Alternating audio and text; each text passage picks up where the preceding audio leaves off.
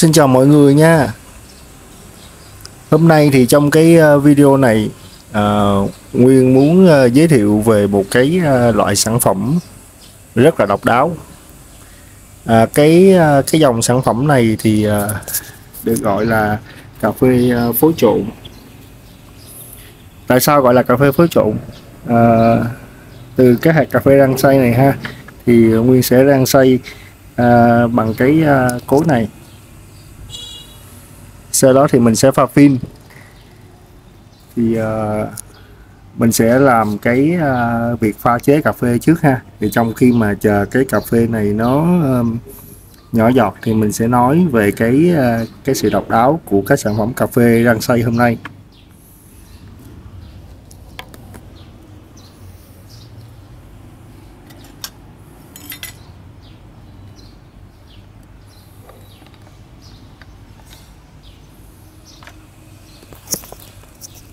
Rồi thì mọi người thấy nè, cái độ rang xay rất là mịn ha, mùi rất là thơm nữa. Rồi mình sẽ bắt đầu rang xay nha các bạn.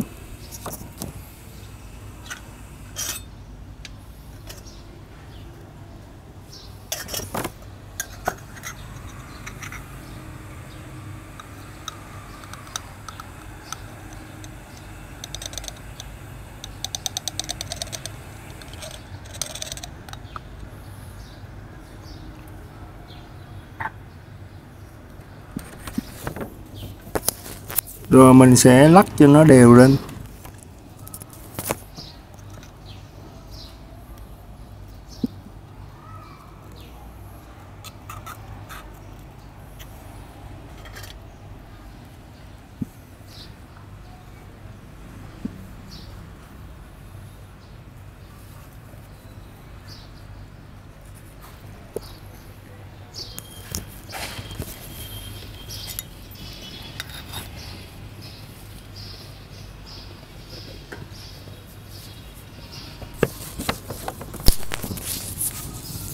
Rồi bây giờ trong khi chờ cái cà phê nó nóng lên lần một thì Nguyên sẽ nói về cái dòng cà phê này ha.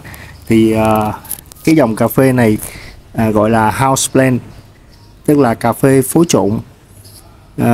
Cái dòng cà phê phối trộn là theo một cái tỷ lệ, công thức và cái chủng loại riêng biệt, thì nó tạo nên cái hương vị và cái nét độc đáo riêng của cái sản phẩm. Cái độc đáo thứ nhất đó là gì? Cái tỷ lệ phối trộn theo cái gu người Việt, nhưng mà hoàn toàn 100% là chỉ có cà phê thôi, đó là không có cái hương liệu khác như là tẩm bơ hay là tẩm hương vị gì khác hết, chỉ hoàn toàn là cà phê. Thì đây là một cái xu hướng làn sóng cà phê sạch của hiện tại và cái tương lai. Tức là về cái thành phần thì Robusta và Arabica thì mình xin phép là giữ cái bí mật về cái tỷ lệ phối trộn này để tạo cái trải nghiệm trên cái khẩu vị riêng theo cái giác quan. Cái độc đáo thứ hai đó là cái kinh nghiệm rang dựa trên cái cảm quan vị của từng loại cà phê. Tức là sao? Tức là nó được đo ni đóng giày trước khi phối trộn đó các bạn. Cái cách chế biến cà phê sau khi thu hoạch thì nó có ảnh hưởng rất là sâu sắc đến cái hương vị cà phê, ra được một cái tách cà phê. Do đó cái lựa chọn phương pháp xử lý cà phê là cái điều vô cùng quan trọng. Cái chế biến á, thì trong này cái hạt Arabica á, là được chế biến ướt, là tiếng Anh gọi là full wash. Tức là sao? Là cái sự cầu kỳ này á, thì nó phải vượt qua các thử thách về cái quy trình kiểm soát và cái chi phí cao hơn so với lại cái chế biến tự nhiên là natural. Cái chế biến ướt này á, là cái phương pháp xử lý cái cà phê thì nó tạo ra cho cà phê một cái phẩm chất, một cái vị cao. Nguyên nhân là sao? Nguyên nhân là do cái hạt cà phê khi mà chế biến ướt á, thì nó phải trải qua cái quá trình lên men bởi chính cái hệ enzyme. Thì cái sự tham gia của hệ enzyme này thì do cái vi sinh vật tạo ra, hoặc là trong chính cái hệ enzyme của cái hạt này. Thì cái phương pháp này thì nó làm cho cái phát triển tối đa cái hương vị trong hạt đối với giống cà phê như là Arabica.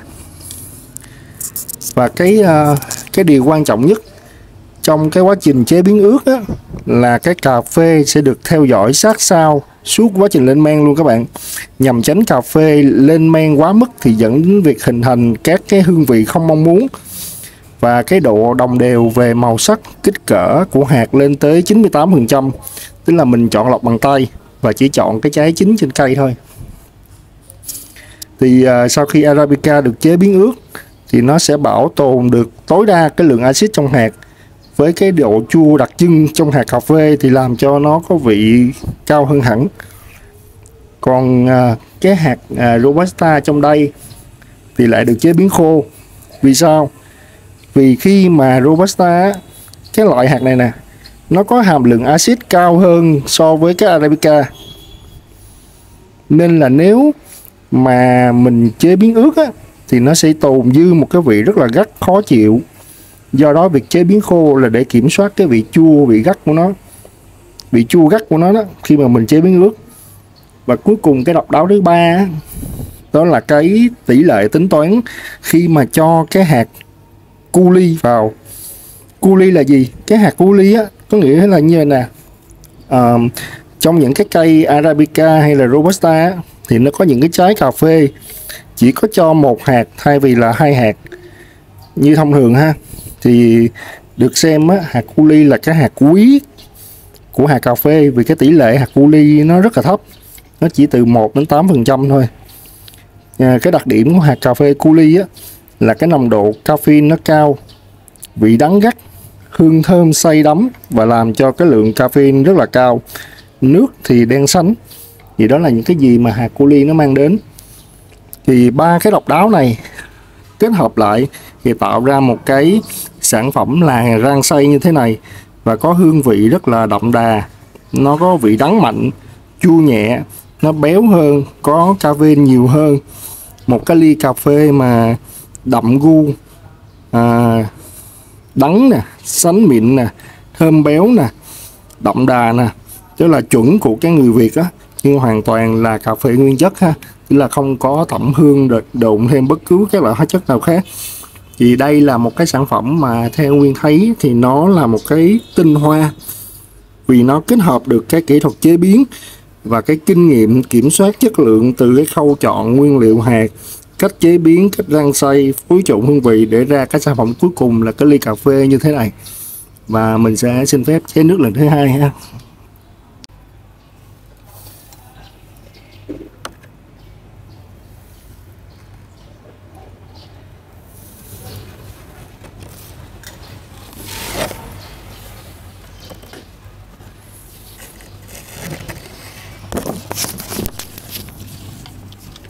Rồi Nguyên đã chế nước lần thứ hai rồi ha. Thì trong khi chờ cái lần thứ hai này nó nhỏ hết cái lạc này, mình sẽ thử. Thì mình muốn chia sẻ một chút xíu cái bí quyết mà pha cà phê ngon tại nhà á, là có 3 cái vấn đề. Thứ nhất là cái nước pha cà phê các bạn. Khi mà pha cà phê tại nhà á, thì bạn cần dùng nước sôi nha. Vì nếu mà nước không đủ nóng á, thì nó sẽ khiến cho cái lượng caffeine trong cà phê nó chiết ra rất là ít. Thì cái điều này làm cho cà phê trở nên rất là nhạt và mất dần cái vị ngon vốn có của nó. Cái thứ hai là cà phê ngon là thành phần không thể thiếu được. Tức là cái nguyên liệu á, thì mình hãy ưu tiên lựa chọn cái cà phê chất lượng.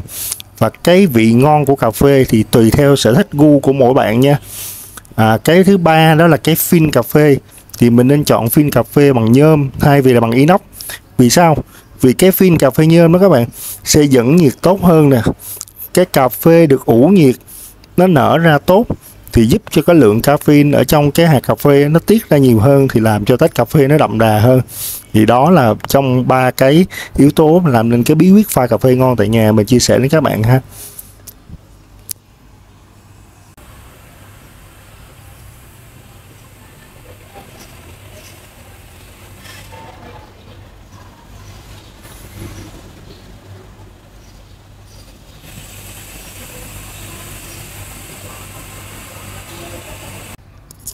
Rồi sau 4 phút thì mình sẽ lấy cái phin cà phê ra ha.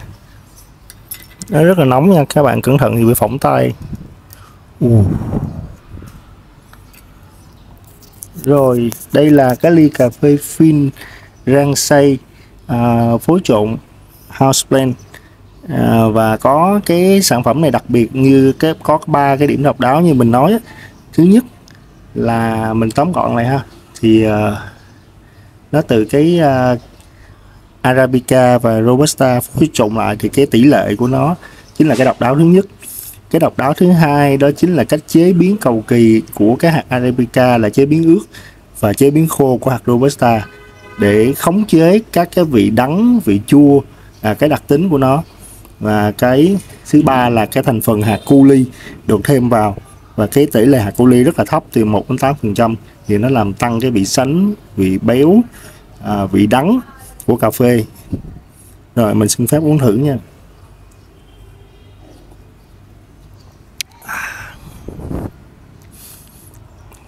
Cực kỳ thơm các bạn, rất là đậm, một cái vị đậm đắng đặc trưng của cái người Việt của mình, có thêm một chút béo, một chút bùi, cái hương thơm nồng, và cái nước rất là sánh, hoàn toàn là cà phê nguyên chất.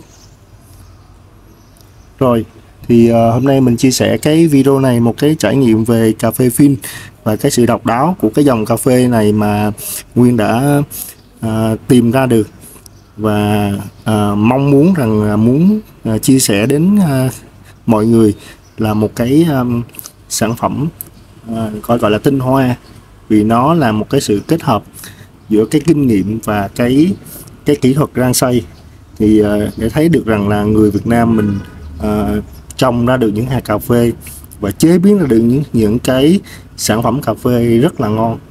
Rồi chúc mọi người một ngày vui nha. Còn bây giờ thì bye bye.